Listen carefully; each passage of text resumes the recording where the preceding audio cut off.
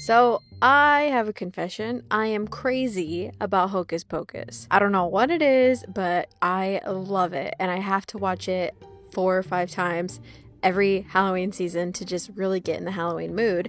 And I realized I've never done a Hocus Pocus manicure. So, tone purple shade of polish, applying 2 coats of it and letting it totally dry. Then on top of that, I'll be using this purple glitter polish, and I'm going to apply a layer of that. And before it dries, I'll also be adding some of these glitters to it. I have a star glitter and just a round holographic glitter. I really just wanted this design to be super sparkly. I'll be doing a lot of hand painted elements in this manicure, and for all of the detail stuff, I am using acrylic paint because it's a lot easier to work with than nail polish because it is water based. You can also add water to it to thin it down so that it's easier to work with. On my nail, I'll be making a little sparkle or star shape just to make this look like a magical night sky, and I just did that with white acrylic paint and a detail brush. Then I filled in the gaps with some dots, let that dry, and sealed it in with a generous layer of top coat.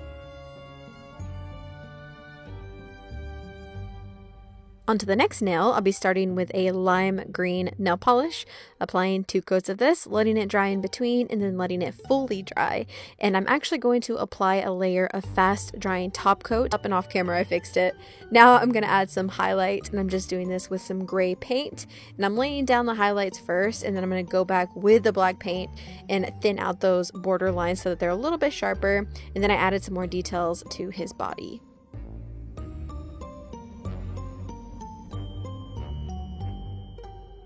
Finish with top coat, and there you have the adorable little black cat Binks.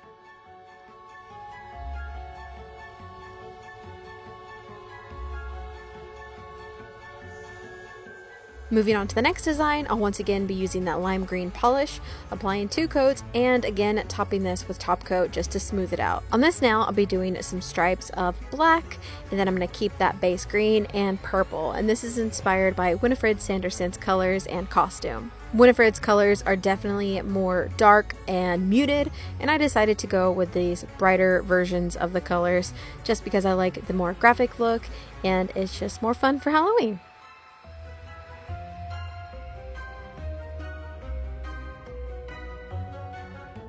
Then I'm just going to use an angled eyeliner brush and dip that into some nail polish remover to clean up around my nail, and then I'm going to finish with a generous layer of top coat. And for the final design, I'll be doing the Black Flame candle. For this, I'll be doing the purple color for my base coat, applying 2 coats of that, and then a top coat over top and letting it totally dry.